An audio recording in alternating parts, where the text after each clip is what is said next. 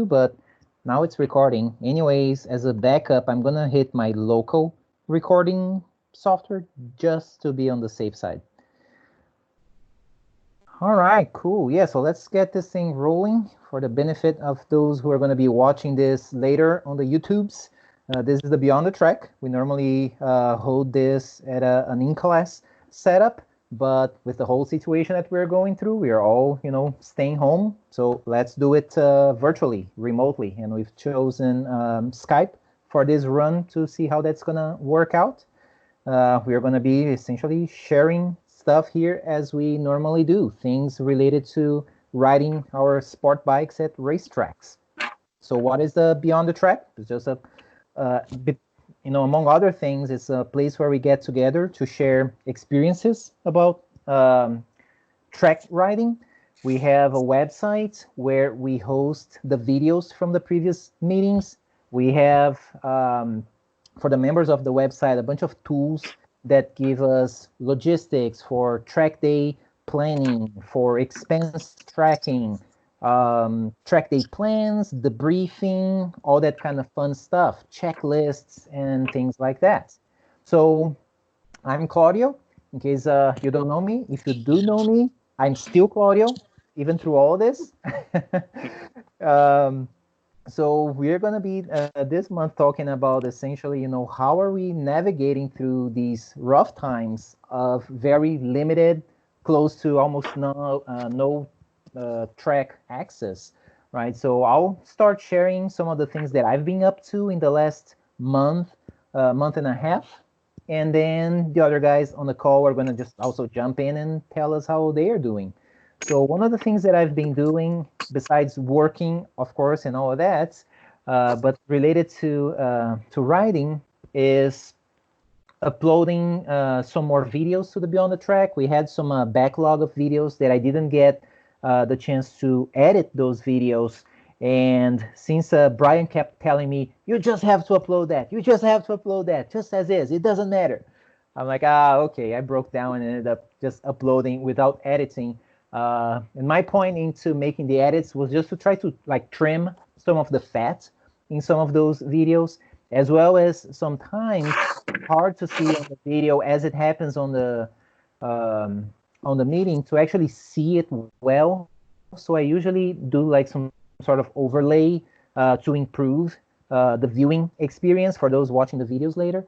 But I had some technical issues with the computer that couldn't process the videos and it got all messed up. I'm like, well, I'm not going to be able to go back there and edit those videos. So I'll just upload them as is. At least it's some content. If, at this time when a lot of people are looking for content to watch anyways, because they're stuck home, well, we have a backlog of things to watch. And then as I did that, I also came back to the Beyond the Track website and updated this page here because it used to show, for a whole year, it was showing just a handful of essentially 6 videos, and it was always the same 6 videos that were showing. Now I'm actually randomizing that, so every time we load this page, it shows 6 different videos to keep people engaged into seeing different things. And if they want to see, what are all the videos there are up there, they can click here on the link to see all videos, and it should show a list of pretty much every single video since we started this in January of 2018. It's taking a little while because it's probably waking up the server. There we go. All right, and right now the way I'm just doing a flat list of all the videos. Something that I'm gonna have later is maybe just increase the description under each one of those videos, just to talk a little bit more about the things that we discussed, even though the thumbnails here have a little bit of what we talked about. But I would like to have a little more description and maybe timestamps to allow people to jump specifically to certain parts of the meeting, because sometimes our meetings run for 2 hours straight with a lot of content. And, to expect people to go through the whole video, I don't think it's a fair assumption, because a lot of people don't do that. But having some timestamps to say, okay, here's where, Brian started talking about racing at Hallett. And here's the part where Michael started talking about doing a track day at Hallett. So things like that, I think it will evolve, because different than a lot of videos that we see online, I think that a lot of these videos that we have, 5 years from now, they are going to still be worthwhile watching, right? It's like, it's not like a whole lot's going to change based on what our experiences have been. So this was one thing that I've been up to. There are some other things that I'm actually learning as part of my the new clients that I'm working on. I'm having to learn some different technologies to do web development and even mobile development. So I'm going to be, as part of that learning, I'm going to be applying some of that to the website. So I'm hoping to, in the near future, maybe in the next couple of months, to come up with some new features to the website to make it more friendly, to make it better or easier to use on the phone, because I normally use the website on my computer, right? And the times when I need to use it on the cell phone is when I'm at the track. So what I want to do is to optimize so that if I'm working on my computer, the website is optimized for that. It takes into account that I'm working with like 3 big monitors, a lot of real estate, so I can see a lot of information at the same time. When I'm at the track, I'm in between sessions. There's only so much that I have of real estate, and there's very specific data that I want to access when I'm at the track, right? Like Michael always brings up, well, what was the tire pressure that I was running last time I was here at this track? And what was the temperature like, right? Was it hotter or colder than it is today? So that's the kind of information I would like to have on my phone as I'm jumping, between sessions at the track. So that's something that I'm keeping an eye on as I'm going through this non-track time. The other thing I put up is a blog for the Beyond the Track, because every time I do preparation and I'm going to be doing like the main contents for a Beyond the Track meeting, I always put down several notes. Like I put together a whole like script of everything I want to go over to share with folks. And I take like screenshots, and I have, a bunch of text that I write to organize my thoughts. And I thought, oh, I know that I enjoy reading information, even when I know that it is available on the video. Sometimes I just want to skim over the text. And if it's really interesting and I have more time, then I want to click on the video and watch. So I figure, well, I should start a blog for Beyond the Track. And then those notes that I put together for the meetings, I'll turn them into blog posts, right? And then I can link the blog post to the videos and take it from there. I thought it could be useful as well, which is a model similar to what Dan does at Life at Lean, right? He has the blog, he has a YouTube channel, he has a member site with a ton more content, and I use all of that, right? I've been saying how much I love Life at Lean because it's high level content, and I think we can do something similar. Not, I don't want to like take place of what Dan does, because he's at a whole different level as far as track riding, as far as coaching and all that. I just want to complement what he does. So the things that he doesn't currently have on Life at Lean, and the lessons that I'm learning from it, like part of the how do you come up with a track day plan? How do you figure out what are you going to be working on and stuff like that? I got a lot of that from Life at Lean. And then I'm building tools into the Beyond the Track website to implement those learnings. So I'm trying to make it complementary as opposed to, oh, that's competition. It's not. I don't have really time for that. It's not my bread maker that we're talking about here, right? It's just something I do just because I like it. So one of the very first blog post that I actually put out was, how to improve your writing during the times that we are going through. So I've put up some of the things, and I'm going to quickly go over, because of course the blog post is up there for anybody who wants to catch up with that. But here were my things, what I am doing to improve my writing, even though I'm not actually writing. Review some footage, which I always bring up. Pretty much every BTT meeting, I always bring that up, right? Because by watching footage, I can analyze my lines around the track. I can see my upper body position. I can see my footwork, which, after like a year and a half, I didn't know I have problems there until one day Coach Chris says, "Oh, you need to work on that footwork." I'm like, "What are you talking about?" Right? So I set up a camera, put it in a way where I can watch my video later and see, oh, that's what he means, and see how it improves as I work through the sessions. Seeing riders behind you, that's been like one of the biggest eye openers for me, because when you're at the track and you get passed, you don't know how long the person who passed you was Yeah. working to pass you, or maybe he was not, you know, working that long at all. He just Yeah. and Yeah. usually those you can figure out, because those real fast riders, they're gonna just go by you as if you're nobody. But there are others where it's like, okay, I see that the guy is not that much faster than me, right? Okay, watching the rear view camera, you can actually see how long, or how long that guy has been following you. Where are you stronger or weaker than him? If he went past you, how did he do it? Where exactly did he get you? And there's a lot that you can learn from that. And it wasn't until I saw my own footage, my own rear face footage, that I'm like, oh, huh, that guy on that 1000 bike, he's been there for a while. And actually, he didn't pass me. And I didn't even know that. I heard there was a bike, back there, but I'm focused on what's happening in front of me, not behind me, right? So all of these like game filming techniques to rewatch it, reevaluate. So get to learn a lot from that. Also getting footage from different riders. Like the last time at ECR last month, like I said, I was riding with our friend Ben pretty much the whole weekend, Saturday and Sunday, and we are at about the same pace. Some parts of the track I was faster, other parts he was faster. So we were pretty much riding together with the same coach. So when we look, like, let me bring up, this is kind of cool, or let me bring over, like, my profile on the Beyond the Track website. So this was my sessions for ECR on that Saturday. So we had 5 sessions.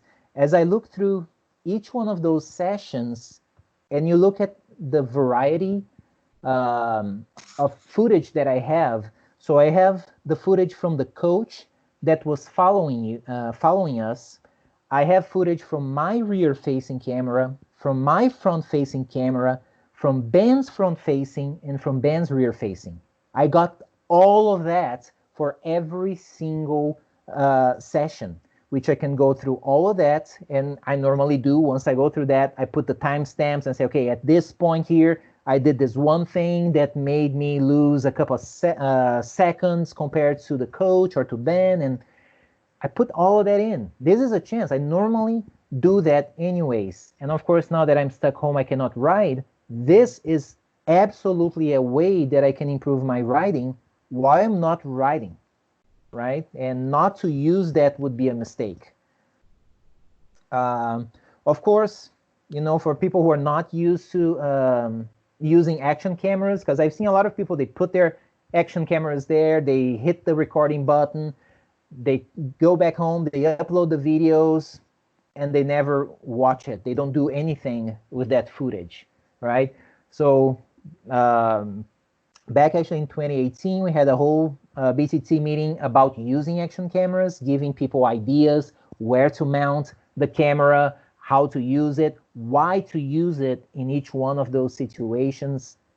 So it's a recommendation there. Reviewing track photos. This is something that I always do when we go to track days that have like Blair out there taking photos of us, and he posts the photos. Besides purchasing my own photos, of course, to support him as well, I also look at the gallery and I see photos of different riders at the same section of the track to do the comparison, right? So this was, and I remember specifically, it was the first session I ever rode in level 3, right? So here I was able to see the slower rider, the slow rider, that was me, right, on the left. In the center, a slightly faster rider. This is a friend of mine who, at the time, he was maybe like 3-4 seconds faster than me. So to see how our body position, for instance, compares.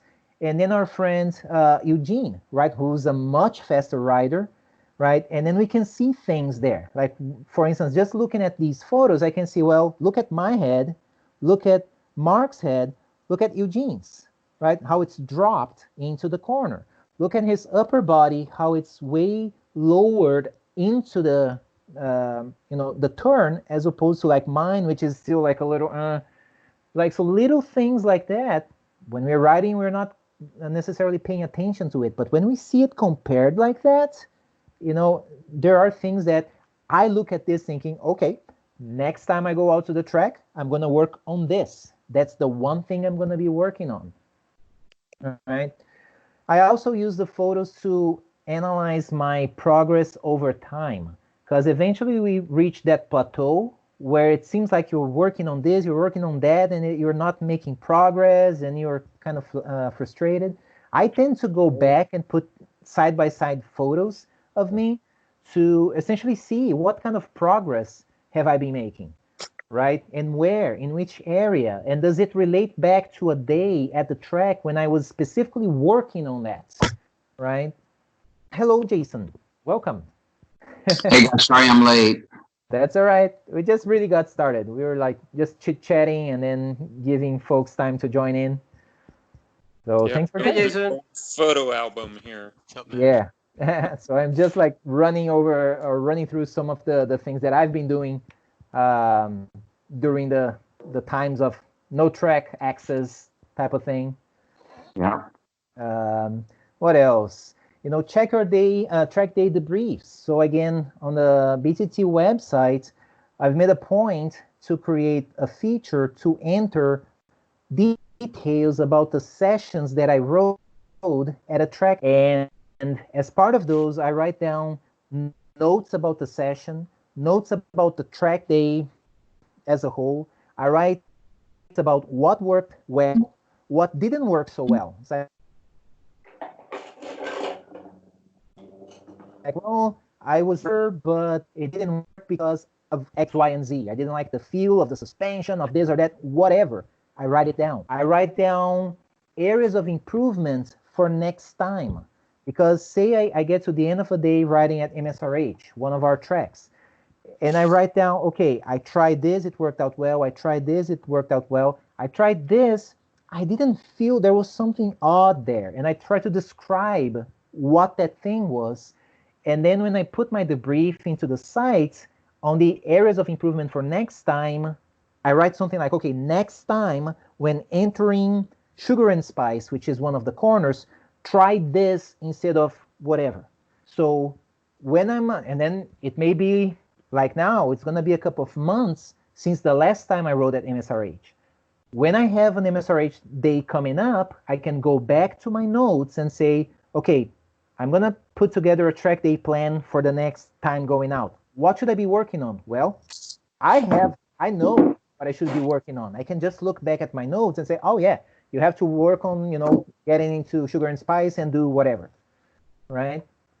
So that's all. It all plays part into improving as I'm not actually riding. I've been playing some racing video games, right? I don't like much the MotoGP game because it really, I mean, it's nowhere near close the sensation of riding, of course. So to me, it's kind of weird. I could never get into the bike games, but I do like the car games. And what I've been doing is to use it in a smart way. If you just pop in a game and you start playing, it's going to have all of the aids set up. It's going to do the ABS braking. It's going to have traction control. It's going to have all that. You pretty much just have to like pull on the trigger and go left and right, which is not very realistic. So what I do is I turn off all of those aids. So any braking assistance, any traction assistance, turn that all off. And then drive around the track with that in mind, because at least you're going to be able to exercise that muscle of, well, if you enter into a corner and you open up the gas too soon, it's going to push you wide. You're going to have to brake and then correct your line, and then you're losing time.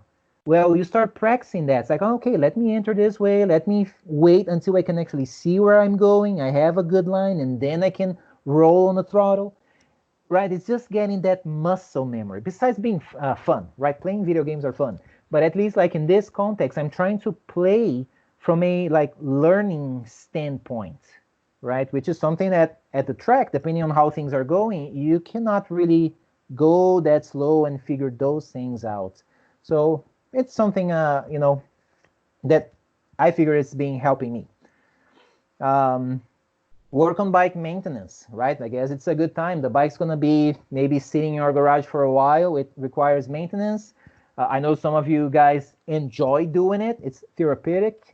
For me, it's just something I need to do. And, thanks for, pretty much all of you guys here on the call. I learned how to do some of those things, and I've been doing it.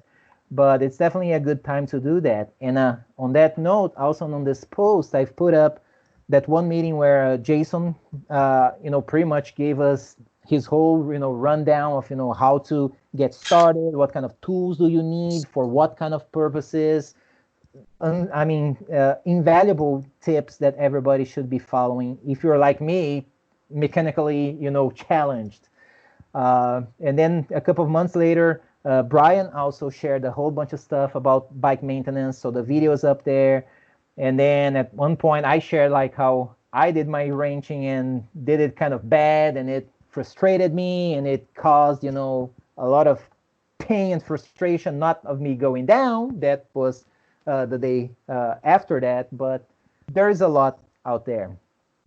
So people watching this, if you're not into doing work on your bike, let me tell you, you probably don't know me. I am very bad at mechanics, right? So these videos help me with the tips that these guys on this call gave me. I've been actually able to do at least the basic stuff, right, that I can do on my own while the bike is sitting out there waiting to be ridden. Fitness, right? Just staying fit for riding the bike. If we're gonna be, not riding for a while, our bodies are gonna take a toll on that if we don't keep working on it. When is it? A couple of months ago, actually, Santiago gave us a great rundown of how he's been working on, his riding specific fitness. The video, the BTT video for that didn't work out well because I had a problem with my camera there, and it got really messed up. But I do have the recording from Santiago because we had a call on Skype, and I have that recorded. So I will be uploading that as well for folks who would like to check that out. And that's it for me. That's all I've been up to, like, that's related somehow to riding a bike, other than like last weekend that I had to just, run the engine on all the bikes here and take literally one lap around the block just to make sure that the bike was still somewhat functioning. But that was it. Now I open the floor to you guys to jump in and share, how's life been treating you?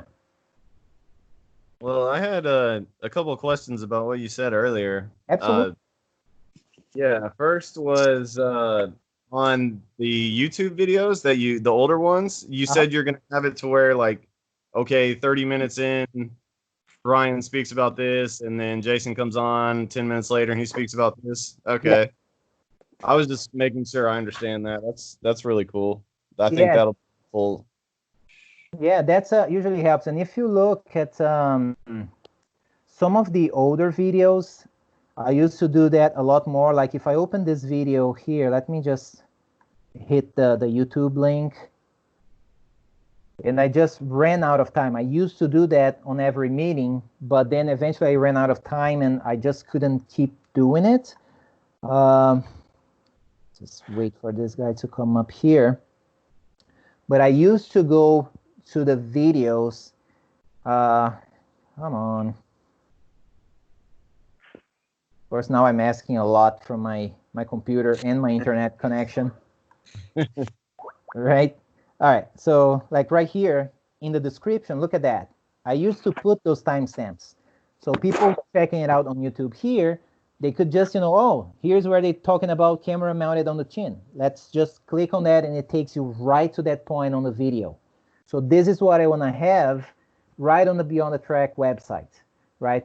Ideally should having both, right? But the problem is just finding the time to do that. So if I can find volunteers who are watching the videos later and you don't see on the video this kind of timestamp, just write those timestamps and send it over to me and I'll update the description. That would be outstanding. I just haven't had the time to do it myself because it's a lot of work doing all these things. Yeah, having to scrub through the video and find those points. Yeah, it would be nice that they were more like a DVD where the chapters are marked and you just click on the chapter marks to get where you want to go. Correct. So, Claudio, when you're putting the videos on the BTT site, are those available for non-members to be able to watch the videos? Because it looked like when you'd pulled it up before, you hadn't logged on to the site, but you were seeing the list of like 6 videos were presented on the site. Is that available for non-members to see? It depends. So when I put my own YouTube videos, and you're talking about my footage from ECR? Yeah, well, when you started the presentation here, it looked like you'd pulled up the BTT site, and it looked like it was tiled, and there were 6 different tiles and different videos. Yeah, those are publicly available because they are the same videos. There it is, yeah. That are on YouTube. Yeah, so these videos are public. They are on YouTube, set as public. So people who search for things, they should be able to find these videos there. Right, the videos that are not searchable or accessible to non-members are the videos that members put in and don't set it as public, right? So for instance, my my on-track footage, I used to just make them all public, but as soon as I started having like, coming out of a track day and having like 20 videos, because I have front facing, rear facing, and for subscribers, they would come into YouTube one day and see, oh, this channel has just posted 20 new videos. I think that's kind of annoying, so I stopped doing that. So what I've been doing is I set all of my track footage as unlisted, and then I go into, like when I go to the BTT site, right? I add it here, and I just put the ID to the video, and then from here I can click on it, and it's gonna open it in YouTube because it's set as unlisted, which means only people who have the link will have access to. Otherwise, it doesn't show on the channel, it doesn't show on searches or anything like that. Yeah, I have a lot of video that's like that. That's really just crap video. It might mean something to me, but it's not really presentation worthy. Right. Yeah, and to me, it's like, well, as I'm going over that footage, like, and Michael, you know that, like, whenever we ride together, I upload the videos, and I know like which sessions we were kind of like close on the track. I take notes of that, and then I send you a link directly to the timestamp where you show up on that video, right? That's just something I do, and it's one of the things that I want to add new tools to the sites to make it easier to do that, right? So that as you are watching the video, I would like to be able to say, oh, pause, tag Michael on this, and then as I tag you, you should be getting a notification through the website to say, hey, Claudio just tagged you on a video, and then you should be able to just click on that notification and see your footage. That's going to be my ideal scenario. I just need to find the time to pull that off. Yeah, that's very helpful when a person crashes on the track. And thank you for catching my last, because neither of my 2 cameras caught it. Oh, really? Yours was the only video I have of that crash. Oh, man. So, always good crowdsource. Yeah, yes, exactly. What was that, Brian? I said you got another one? Was that this year or what? Oh, it was just last month. Hey, there was a part where I was going around a corner and I looked up in the sky and it was there was a 767 up there, just off the. You could see it right out of the corner, and I'm looking up at the airplane and like, what the hell is an airplane taking off from out here in Katy? There's no airport here. And then by the time I looked at the track again, I was out in the grass. So we're looking at the sky, dude. Come on. No video, but. But that was with the Mini. I don't know if the guys got that. That was with the Mini bike, the NSR. Yeah. We're going fast. Yeah. Hey, Michael, do you remember like, last year at MSRH, there was like a propeller plane flying right over the track? It's always That, or Claudio, I think you were there. yeah, I have that on my video. And when I was corner working for MSRH last year, they had it out, and I was at that corner station right outside of the keyhole, and man, seeing that little thing, it was upsetting, you know? Yep. It was Yeah, very there's upsetting. that airport over there. Distracted, Michael. That happened to me too at MSRH. Luckily, it was just early in the day, so we were all doing our warm-up lap, but it was really close. Yeah. Yeah. Out in Katy, I couldn't figure out because there's no airport near Katy, but this giant airliner was, 500 feet off the ground. I can't even fathom where it came from, but well, it's there. There's got to be an airport nearby somewhere. So don't get distracted. Or if you're distracted, make sure you're only going 20 miles an hour on a mini bike. Yeah. I can see Santiago in the background there wrenching. That's awesome. Yeah. I'm changing the coolant. Did you? You're at the SRH, or where are you at? Or at your house? No, in my storage. Oh, okay. So I moved to the city now, so I live in an apartment, and I just can't keep the bikes here. So Yeah. I'm in the storage working on it while we talk, of course. I'm multitasking. There you go. Gotcha. Love it. Hopefully the light holds out. The sun's slowly dipping down. I mean, when I was opening the valve in the coolant pump, came without a lot of pressure, so I made a mess. Oh. Let it spray Thanks for everywhere. keeping your own bike, Santiago, and not just taking it to John. So that's good. For changing the coolant to John? What? No. Well, I know that's good. Yeah. I mean, for John is major surgery. This is just a maintenance. Did you do the stator cover? What? The stator cover? Did you do it yet? No, that's the R6. I'm just gonna take all the bolts off and just. Oh, you're on the 8th now. Yeah, it's pretty. I mean, it seems fairly easy, anyways. Yeah. So did you wear out tires last weekend? Or I guess it was more than last weekend. I think Santiago's the only one that's riding at this point. Or Jason, do you have any tricks up your sleeves for getting some seat time in? No way. Nope. No. Not anywhere. Man. I wish. So while the coolant keeps going down the radiator, this is a nightmare. Thanks forever, by the way, on the Aprilia. So what I'm doing, besides riding, of course, right? I wish I could invite you guys to go with me. I mean, we have like 6 or 7 bikes each time I go, so it's really easy.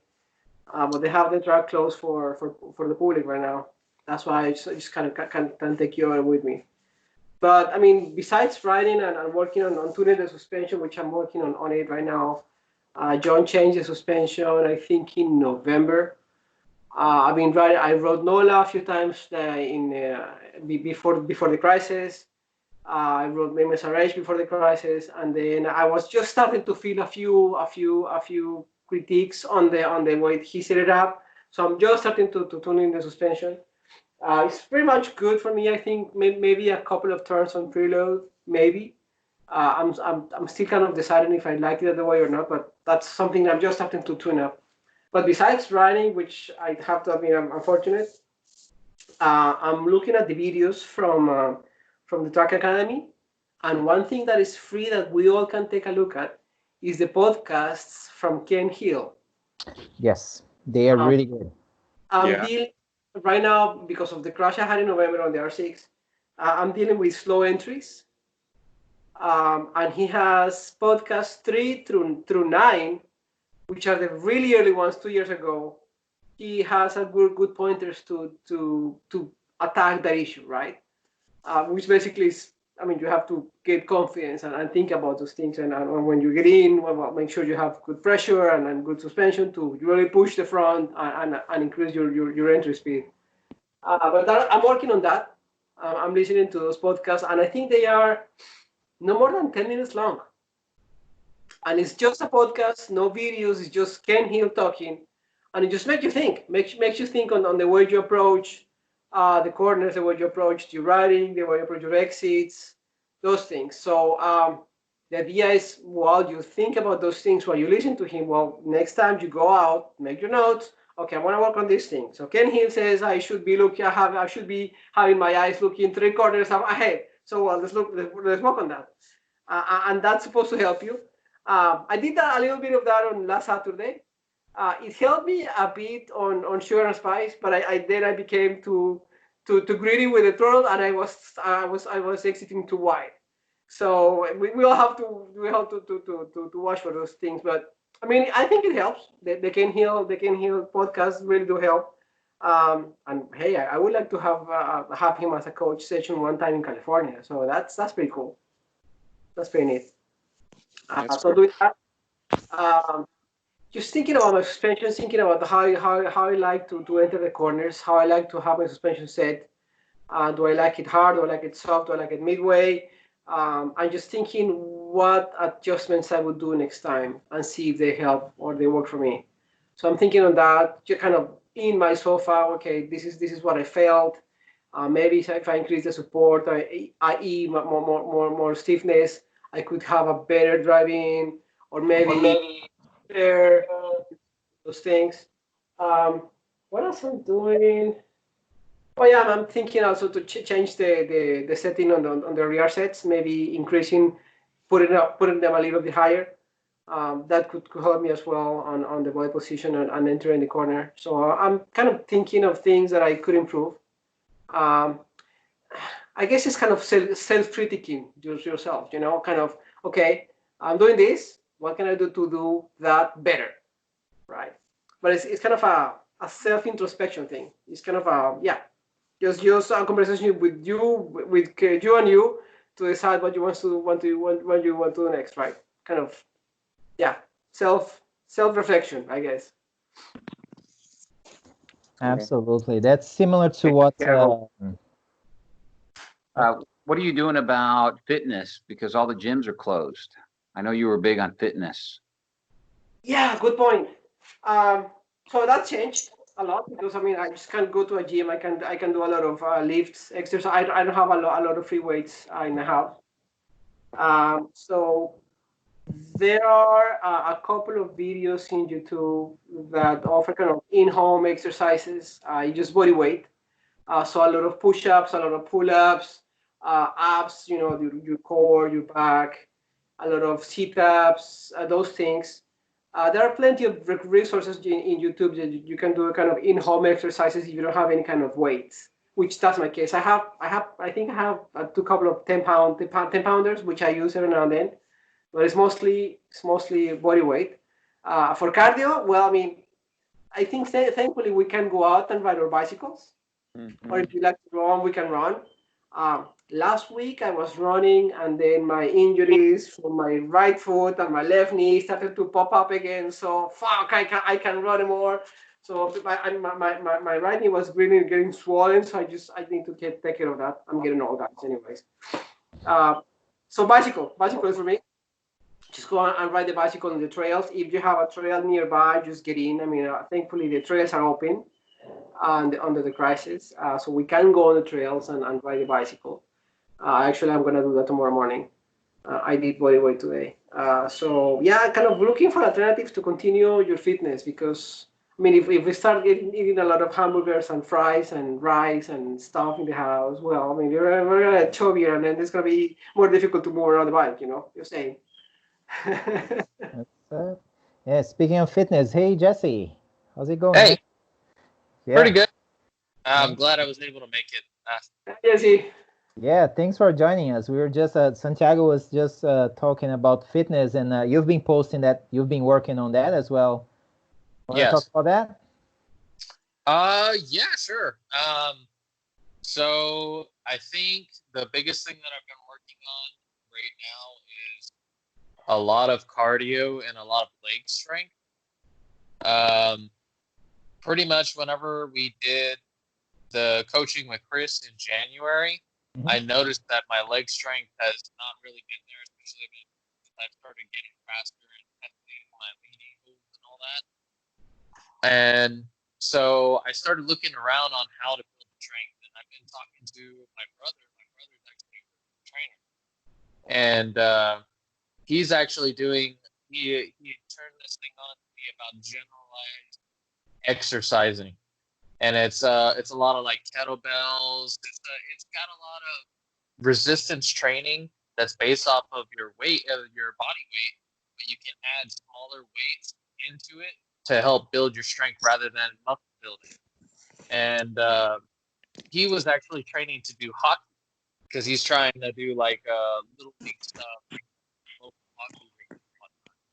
And I started getting into it, and he showed me a lot of kettlebell workouts.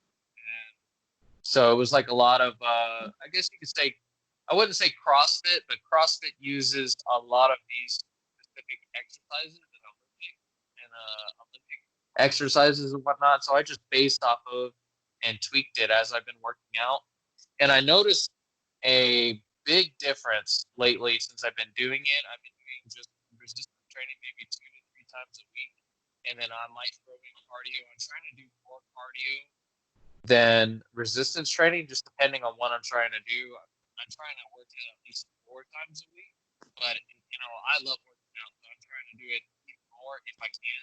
But I'm actually, because of the meeting right now, I'm taking a rest day. And I was just thinking, oh, I need to rest anyway. And then the meeting came on, so I was like, perfect. But I know I usually run 3 miles whenever I get on the treadmill, and I know that I was taking a break when I came back to town from work, and my 3 miles time went up to like about 30 minutes. So I'm running, jogging about 10 minutes a mile. And once I started working on training my legs and making my legs a little bit stronger, it actually decreased my time by, well, I did about 3 miles just recently at 27 minutes. And to me, I did not feel like my cardio got any better, but my muscle conditioning did. And I know that I haven't been on the bike since then, and I want to know how my sessions are going to be after that, and if I can push faster or not necessarily push faster, but see if I can maintain a good pace throughout the session. Because I know, I think last year I was probably 10 pounds less, and I was doing 25-minute sessions, 30-minute sessions, and I wasn't really pushing myself. Or I didn't feel too confident. And I know like holidays came around, so I was kind of relaxing and all that. So then when we went January, I was like, whoa, this is a lot harder than it used to be. So, it's been trial and error trying to figure it out, but I know I made some breakthroughs, and I'm just excited to see how it looks on the track. Right, right. Yeah, definitely curious to hear that. It's like Santiago had brought up that if anything, your better physical condition should give you more clarity, right? Because you're gonna be just more relaxed since you're more physically capable of doing things. So you're gonna be able to process better what you are doing. So if Yeah. anything else, I think that would be like the one thing that's gonna come up. Yeah. Do you know what's crucial, guys? Stretching Yeah. before and Yeah. after workouts. Mm. Especially because I mean, yeah, we need to have some muscle strength exercise and some cardio as well. But the flexibility is going to give us the easiness to move around the bike. One, right? And safety-wise, second, when we fall, because we will, as we tumble, if we are flexible, we minimize the risk of an injury. True. Right. Yeah. So, and I do stretch even when I go ride. I stretch before the session and after the session as well. And throughout the day, I'm stretching to keep nimble. The body, to keep it nimble. Yeah. Yeah, Absolutely. that's a great point, especially right now when we're not on the bike. Your body has to adapt to the bike position, which is not a normal human position to have your body in. And when I ride every 2 or 3 weeks, I don't have any problems with it. But when I have time off the bike, you first get on and your legs are up into the tank pocket and you're leaning off the bike and everything else. It's an unnatural position that takes a while for your body to acclimate to. And there's kind of a threshold for me. It's about 3 weeks where my body is used to that. I just hop on the bike. And as Santiago, as you're pointing out, yeah, flexibility is huge. I can't believe I hadn't been thinking about that more, but that's really important aspect. Because being flexible and then also not putting tension into your body when you're on the motorcycle. If you're on the bike frequently, you're comfortable with it and you're relaxed on the bike. But I know in 5 weeks of not riding, I'm going to get back on the bike and I'm going to have extra tension because I'm not used to it. And hopefully I acclimate quickly. But yeah, flexibility and stretching probably would help out with that a lot. So I think I'm going to spend a little effort on that now that you bring it up. Yeah, it's important. Yeah, especially after 5 months, like it's been for some of us. Hey, so do we know when there's going to be the next track day? Do we have any idea? Yeah, so I gotta hop off here in a minute, guys. So if I can, I'll hit that question, and then if I can talk briefly, and then I'll be. Absolutely. So I think Ride Smart has one scheduled for June 6th or something, or 8th, somewhere around there. And then, of course, the CMRA was pushed back again. So Hallett was canceled for May, and then I believe it's June 16th or so. I'm not sure on the dates, but sometime in June there's going to be hopefully the CMRA race at Houston, and I should be ready for that. But to the physical thing, yeah, stretching and doing cardio. I make sure to stretch every day, at least twice a day. And then, of course, y'all know I do yoga. Also been riding the bicycle a lot to work on leg strength and, try to act like it's a motorcycle sometimes. If you get a lot of speed, go through a corner, you can lean a little bit or whatever, but just around. I've done that. Guilty as charged. Yeah. So whatever we can do to stay sane, right? And then, like Santiago was saying, a body weight is great if you got a pull-up bar or whatever. And kettlebells, as Jesse said, they're an amazing workout because there's so many stabilizer muscles involved with every workout that you do with them. And also, I guess about where I'm at with my bike, I was telling the guys earlier, I haven't got a lot done. I am at the next step is essentially putting the new piston rings on the pistons, and then putting in the new bearings, putting the rod bearings on, and connecting the pistons and rods to the crank. So I've kind of been procrastinating on that because it's the most important step. It's the heart of the engine. It has to be right. And I also need to get a couple of good torque wrenches. I don't have anything yet to properly torque. I mean, every bolt has to be torqued proper. So that's one more little thing that's holding me back. But I mean, theoretically, I could have it together in a week if I had those wrenches and really got after it. Got any latex gloves? I'm quickly running out. No, I I'm use having all to those. wash my hands more. Yeah, yeah. Well, it's been washing the hands a lot, but other than that, yeah, just trying to keep busy and stay positive, which is hard sometimes, but Right. What can I do? Yeah. yeah, whatever you can do, Yep. whatever you Yeah. can find. Fortunately, they're still shipping things. Amazon, UPS, FedEx.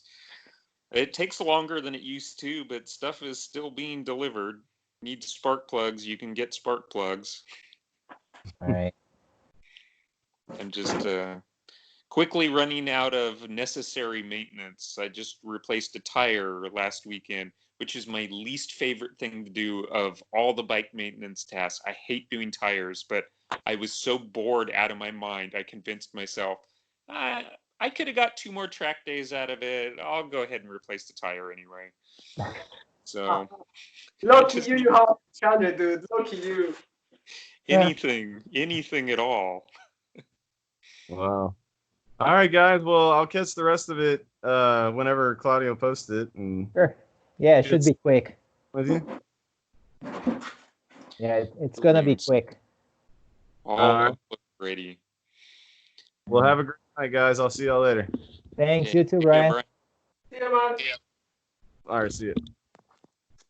So, Claudio, I got a quick question. Mhm. I was entering data onto the BTT site a while ago, and for the life of me, I cannot figure out where to put in my lap times.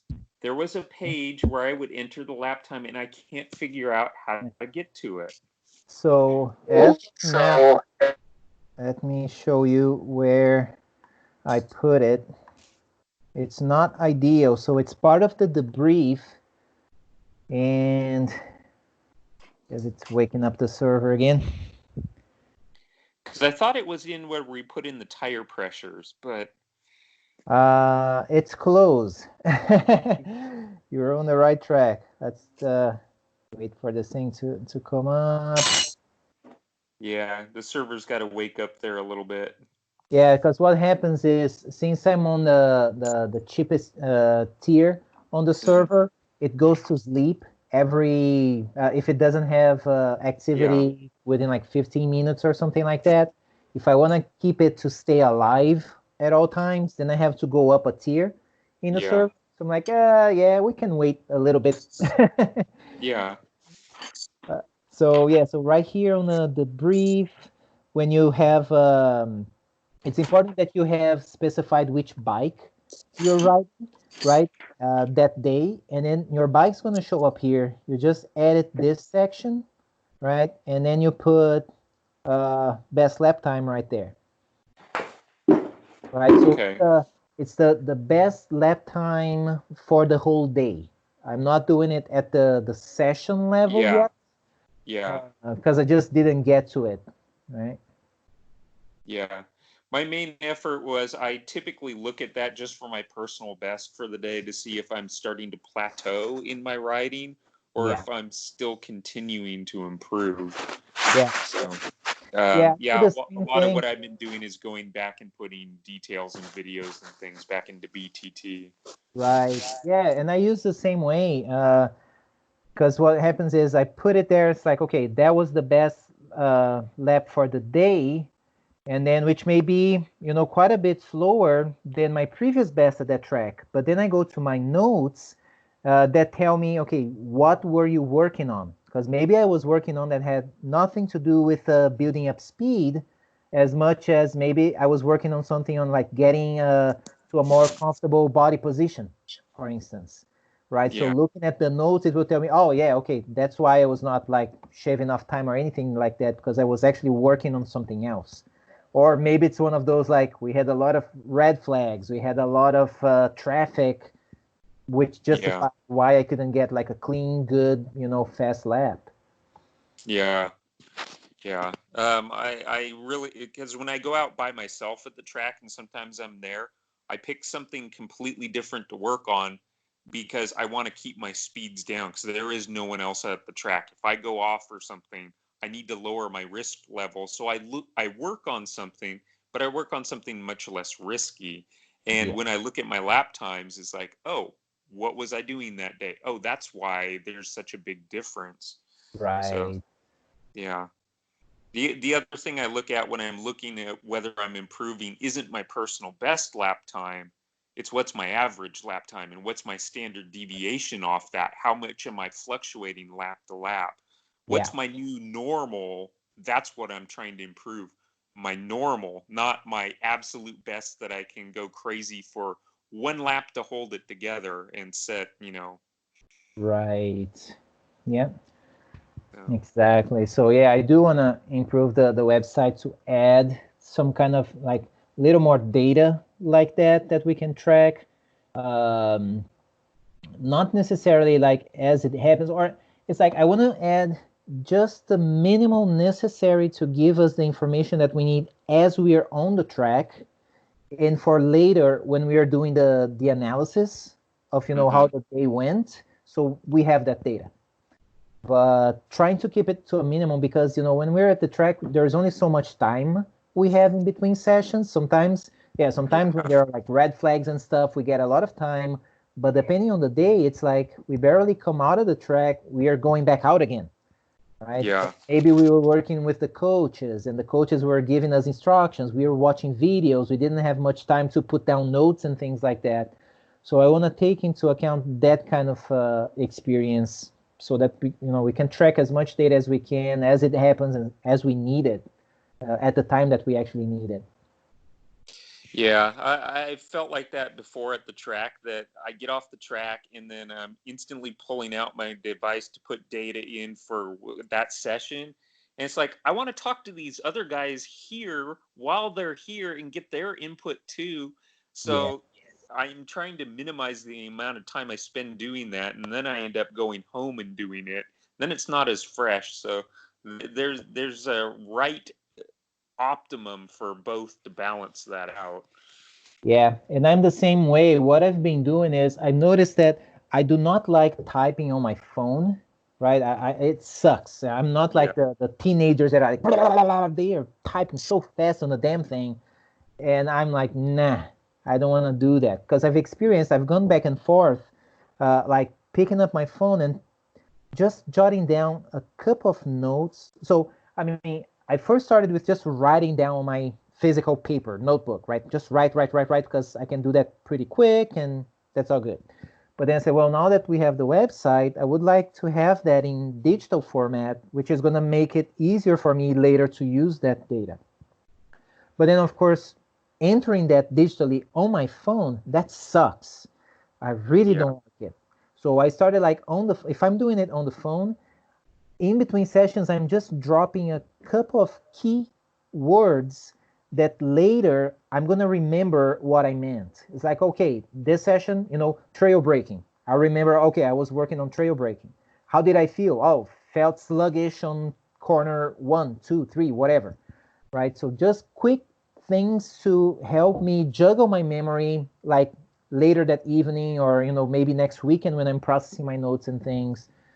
Still not ideal, right? But it's been working out well. Another way I'm gonna experiment with is writing down on paper because it's easier for me to write it on paper, snapping a photo of my notes and then attaching it to my debrief on the website.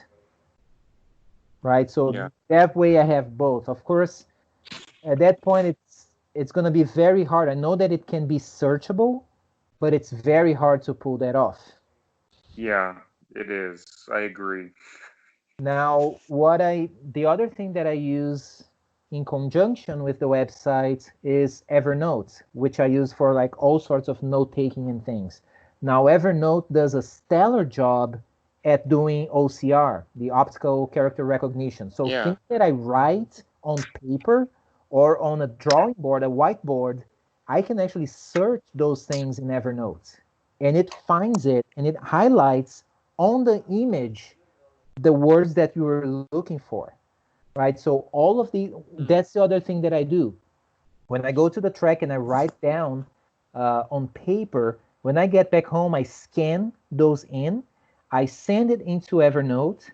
It allows me to generate a link that I can put on a browser and navigate to those notes. So what I do is I grab that link and I put it on the BTT site under notes. Okay. Right, so I can go, oh yeah, it was on that track day at ECR in March. So I can go find that on the website. I go to the note session, and then there's a link that's gonna open my handwritten notes, which, I mean, it works for me. Doing it that way, for me, it works just right, fine right now. Yeah. Oh, that's cool. I'm glad you mentioned that because I have thought about handwritten notes before and a way to make them searchable. Otherwise, you just have to know, oh, well, it's in this notebook. If you go to that page, you can read what's on it, but it's not searchable when you're looking for multiple different things. So that's an interesting approach. Yeah, I guess maybe next meeting I can show how I use Evernote for my track stuff. Because again, a lot of the things that happen at the track and prior to it or later, I don't have it on the BTT site yet because we don't support that. So for instance, if I have, I don't know, like hotel reservations, for instance, I Oh, don't have yeah. way to put that information, like those confirmation emails and stuff. Yeah. I don't have ways to put it on the website yet. So what I do is I put it into Evernote, I tag it in a way that I can easily find it later, and I drop it all there. As I snap photos, like you guys have seen me, at the end of the day, I snap photos of my tires, right? Because I'm not great at reading tires, but if I have photos of it, I can send it to my friends who actually can look at a photo of a tire and tell me, oh, you need more to increase pressure, decrease pressure, the way that you're braking is not optimal, and blah, blah, blah.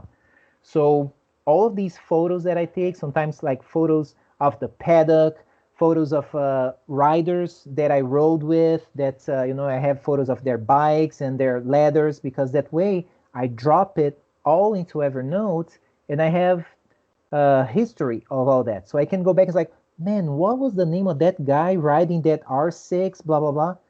I have the photos, I have the notes on the site, so I can actually recreate that memory because I have it stored somewhere.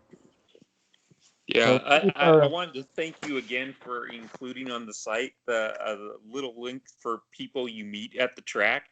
I use that all the time for people I meet for the first time to remember their name and what they ride and everything else. That's been surprisingly how much I've been using that. Of all the features on the track, I'm getting a lot of traction out of that one. excellent. I'm very, very glad to know. Thanks for sharing that, because that's something that I've put in uh, essentially to satisfy a need that I have. I mean, pretty much the whole site was originally built to satisfy things that I need, right, as a writer. And one of my flaws as a person has been remembering people's names, right? It's because you get to a place where you get introduced to like 3 4 new people and they say their names. I immediately forget what the names are. It's just something happens in my mind. Yeah, So I do. yeah, I'm terrible at that. So I've been trying to do it a little better, like, and that's why I put that feature on the website. It's like, okay, I just met this guy who came from Austin and he rides with his son and they both ride R6s and we talked about whatever it is, right? And if I forget the person's name there, say, what's your name again? And then I write it down, right? Yeah. Because again, the next time I run into them at the track, it's like, oh, wait a minute, right? Sometimes I see people like from distance, like, oh, I remember I met that guy, at MSRH last year. Let me look it up. Oh, that's his name. Yeah. And then Yeah. I have the whole history of the things that we talked about. So when I approach that person, it's like, oh yeah, how did that work out for you? Oh, your kid, went to race at Hallett. How did that? It's just a better networking experience, building a community, knowing the riders that I ride with, that I share the track with. It's all part of the whole experience. So I'm glad that you enjoy that feature too, Michael. Yeah, I've had it even when we ride at the track. So we ride with the cart guys that you don't necessarily see again, but a lot of them, it's motors, it's wheels, it's common knowledge. So it's good to remember the cart people too that you don't actually ride with. Yeah, So absolutely. Yeah, you put everything into context because you end up unveiling other things. Maybe that person, is not riding a bike, is driving a go-kart, but there's some sort of like related passion. Like I may run into somebody who is also a musician, for instance. So we have yeah, something else that we can connect on, or somebody else who is also a software developer. So yeah, it's just good lots of stuff. good stuff. Yeah. So the other thing you were talking about a little bit was taking photos of your tire. Uh, do you anticipate having the ability to upload photos at some point to the site? Because the debrief section where I'm talking about tire pressures on the motorcycle, it would be useful. Same thing with me taking pictures of the tires. Because right now, that's about the only thing I have to really judge. I'm not good at bike setup. I can do bike maintenance all day long, but what I need to do to make the bike operate optimally, it's exactly like you say, being able to say, here's the picture of the tire, send it to someone that can tell you, is this good or bad? Should I go up in pressure, down in pressure? You Yeah. know, and those are important things because when we look at the sessions we went out on that particular day, if we go back to April of that last year, are we making progress not only with our riding, but being able to set up our bike so it works better for us? Yeah. Yeah, so that is something that I totally am looking into doing, which is, ability to add photos from the track day to, and attach it to your sessions, to your track day and things like that. It's not something I've done yet because besides just the technical aspects of making it happen, Storage. right? Yeah. What's that? Storage. When you It's the start storage. adding images to a site, you use up a lot more storage than if it's just text in a database. Exactly, right? Because if I can find like low cost options to make that happen, then by all means. The problem is, yeah, it is storage and it's people are going to be taking photos at the highest resolution possible on their phone, Yeah. state of the art phones, and storing all of that. It takes up a lot of storage. Yeah. So Yeah. that's something that I'm still trying to toy with the idea as to, how can I do that? I know there are options where even if somebody sends, I mean, I can control like how big of an image somebody can send over, or I can also allow the person to send over a big image, but I'll resize it. When it gets to the server, I can resize it. It's like, okay, this Yeah. is, if you're printing a poster of your bike, then yeah, by all means, you need the full resolution. If all you need is to look at a photo on a like 13-inch monitor, you don't need that level of image resolution. So just letting people know, look, if you're uploading this to the website, it's not going to be like Blair's photo. It's going to be a reduced image because it's for a different intent than just like printing posters or something like that. Yeah. Because that's the other thing that I want to do. Like all of my photos from track days, what I do, because we always get a lot of photos from Blair, so I go through all those photos. I pick like a dozen of my favorite ones, in the sense that do they show something that I can either work on or that shows progress that I've made, like the footwork thing. When I said that I had to, there were days when I went out that I just worked on footwork. Well, let me get the photos that show me that I'm making progress there. And then I create a folder for each one of those and I upload it into Google Photos, so that I can always go and say, oh yeah, in 2018 when I was at MSRH and I rode blah blah blah, I worked on this thing like upper body position. I can go back to those photos and see that. So what I want to do is to upload that into BTT, right, where I could tag those photos, with whatever makes sense to me, like upper body, footwork, body position, whatever. And then I would like to go into the site and tell the site, hey, show me all of my photos at MSRH going around the keyhole. Plot all of those on the screen for me because I want to see my progress over 3 years on that corner as it happened. That's something I would like to have that currently we don't. But I really want to have something like that because right now I do that, but I do that in a manual manner, right? I have to manually go and pick those things, and that just takes a while.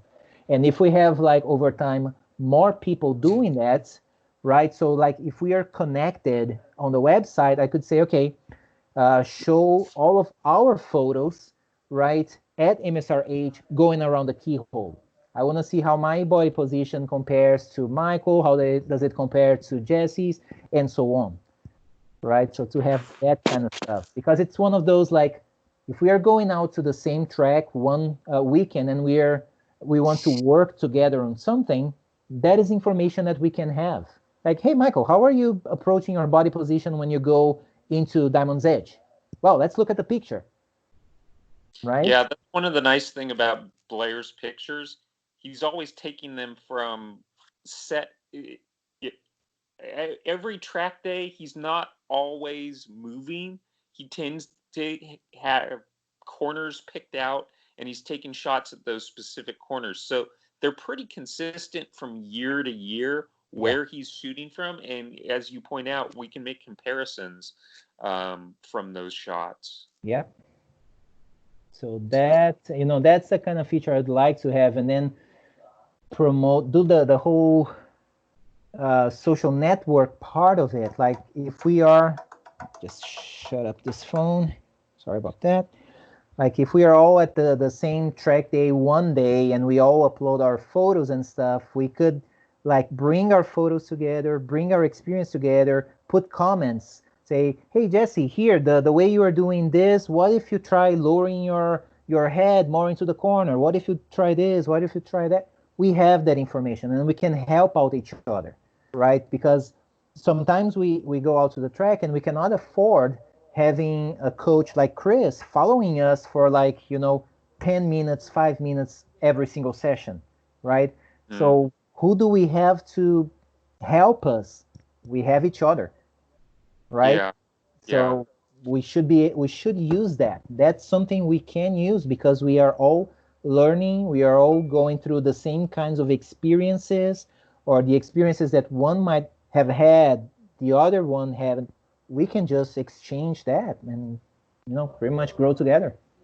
Yeah, might be nice to have a spot on the site where if we have a particular problem with something, we could post it up. Here's a video, here's some pictures, here's my description of the problem. Give me your feedback. What do you think about it? Yep. To kind of crowdsource some of that info. Oh, yeah. I do that frequently on YouTube. It's like, here's a video there. Here is where I crashed. Give me your feedback. What do you see when you watch this video that I did wrong that I can learn from, other people's perspective, especially people that are faster than I am. Yeah.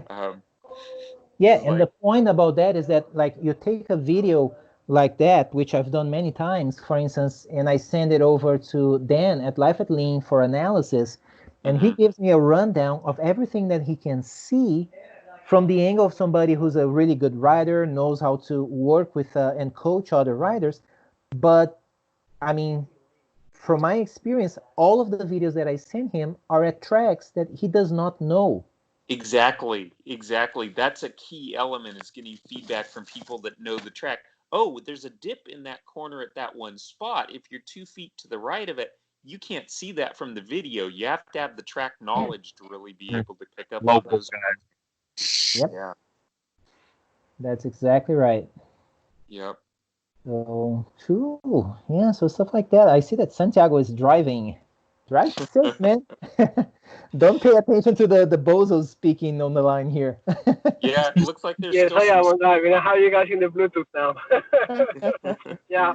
Coolant was changed. I'm gonna go. I'll go back tomorrow and see if I need to refill a little more. Good. Did you put coolant back in it? Is it filled up or is it empty? No, I put it back in. I was just following the service manual instructions. I have to let it run for the fans to activate, and then turn it off and wait for it to cool down. I just can't wait for it. So I'm gonna go back tomorrow and continue and see if I need to refill it more. Yeah, I know once it starts to get dark. Yeah, it's totally dark here. I'm surprised the sky still looks light where you are. Yeah, this is nearby Katy, I guess. So yeah, I don't know. I mean, there's a little bit of light, not a whole lot, but a little bit. Yeah, Right. still looks a little blue. Oh, Oh, excellent. I think this is a good time to wrap up. I need to go grab some food. Yep. Starting to get hungry.